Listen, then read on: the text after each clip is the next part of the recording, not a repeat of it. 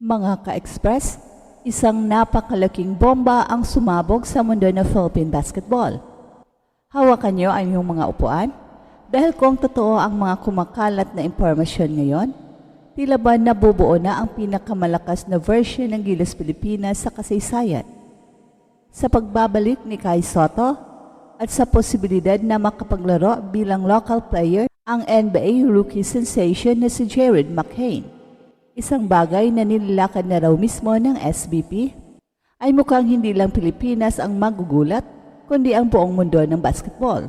Matapos ang ilang buwan na pananahimik, injuries and controversies, isang magandang balita ang lumulutang. Kai Sotto is back! Oo mga ka-express, mukhang magbabalik na nga sa ating national team ang 7'3 wonder kid ng Pilipinas. Matagal-tagal na rin nating hinihintay ito. Sa bawat FIBA window, SEA Games o Asian Games, laging may tanong, nasaan si Kai? Pero ngayon ang tanong ay napalitan na ng kailan siya maglalaro. Ang kanyang recovery ay halos tapos na at ayon sa ating mga insider, puspusan na ang komunikasyon ng Gilas Management kay Kai at sa kanyang camp. Kung tuluyan na nga siyang bumalik, siguradong magiging sentro ulit siya ng sistema ng Gilas, defensively and offensively. Well, hindi biro ang impact ng isang 7'3 na may shooting touch at elite timing sa shot blocking. Pero teka, kung akala nyo yon na may malaking balita, may mas matindi pa. Yes, you heard it right mga ka-express. Isa sa mga pinaka-inaabangang NBA rookies ngayong taon, si Jared McCain ng Philadelphia 76ers, ay nilalakad na raw ng samang basketball ng Pilipinas para maglaro para sa ating national team at hindi lang basta maglaro bilang import kundi bilang local. Well, sino nga ba itong si Jared McCain?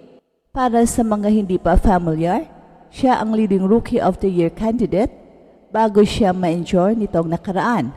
Known for his deadly outside shooting, explosive drives, flashy playmaking, at social media presence. Jared McCain quickly became a fan favorite sa NBA. Pero ang hindi alam ng karamihan, may dugong Pinoy siya, legit Pinoy bloodline mula sa kanyang ina. At ngayon, ayon sa sources na nakausap ng Express Info, tinitingnan na raw ng SBP ang eligibility status ni McCain. Hindi lang kung kailan siya makakabalik sa injury, kundi kung eligible ba siyang maglaro as a local at hindi bilang naturalized player. Ang tanong dito ay nakakuha ba siya ng Philippine passport before turning 16 years old? Kung oo ang sagot, game changer ito mga ka-express.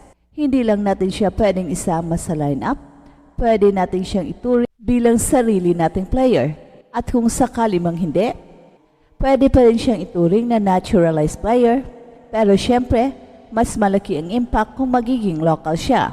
Isipin nyo isang Gilas lineup na binubuo ng Jared McCain bilang local shooting guard, Jordan Clarkson o Justin Brownlee bilang naturalized player, Kai Sotto sa gitna, Dwight Ramos, Carl Tamayo, AJ Edo, Renz Abando, at marami pang up-and-coming stars. Well, hindi ito basta-basta pang-Asia lang na lineup. Ito na ang Gilas na pwedeng sumabay sa mga world powers tulad ng Spain, France at USA. Kaya kung natakot tayo noon sa mga European Giants at Team USA, this time sila naman ang pwedeng matakot sa atin. Aminin man natin o hindi, matagal nang pinupuna ang SBP dahil sa mga hindi malinaw na direksyon, mga players na hindi uma-attend ng training camp at ang paulit-ulit na problema sa eligibility. Pero ngayon, tila ba nagising na ang ahensya? Kung totoo nga na sinisilip nila ang eligibility ni McCain at aktibong kinausap ang kanyang kampo, isang hakbang ito tungo sa tamang direksyon. Well, hindi ito madaling proseso. Kailangan ng dokumento, legal reviews at international coordination, lalo na't under NBA contract si McCain. Pero kung magiging successful ang SBP dito, masasabi nating may silbi talaga ang ating basketball program sa pagbuo ng long-term at world-class national team. At ngayon ka-express, Isipin natin ang tanong na bumabagabag sa lahat. What if maging local si Jared McCain? What if makumpleto ang Gilas lineup kasama sina Kai Sotto, Jordan Clarkson o Justin Brownlee at mga batang future stars? Hindi lang ito dream team. Ito ang susi sa tunay na international success ng Philippine basketball. Mula FIBA World Cup hanggang Olympic Games, iba na ang labanan. Hindi lang tayo magiging host nation lang o participant lang, pwede na tayong maging contender legit. Ang basketball sa Pilipinas ay hindi lang tungkol sa PBA o college leagues. May mas malawak na horizon at mukhang iyon ang tinatanaw ngayon ng ating basketball leaders. Alam niyo ba kahit sa US media, lumulutang na rin ang pangalan ng Pilipinas pagdating sa international basketball discussions. Kasama na tayo sa mga bracketology projections. Ang mga scouts ay nagsisimula ng seryosohin ang talent development sa bansa. At kung magtuloy-tuloy ito, lalo na kung papasok si McCain, baka dumating ang araw na ang Pilipinas ay hindi lang basketball crazy nation, kundi basketball dominant nation. Real talk, ka-express, may posibilidad ba talagang mangyari ito? At ang sagot, yes. Jared McCain himself has shown openness to playing for Gilas. Sa ilang mga interview, hindi niya itinatanggi ang kanyang Filipino heritage. At kung may ayos ang paperwork at passport issue, lalo na kung mapatunayan may Philippine passport siya before 16 years old, wala nang pipigil dito. At para kay Kai, tila mas mature na rin ang kanyang decisions ngayon. Hindi na siya basta nagpapaikot sa mga overseas options. Ready na siyang tumuling muli sa bansa.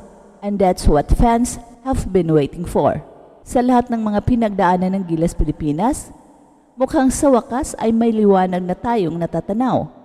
Ang pagbabalik ni Kai at ang posibilidad na mapabilang si Jared McCain bilang local player ay hindi lamang simpleng dagdag sa lineup.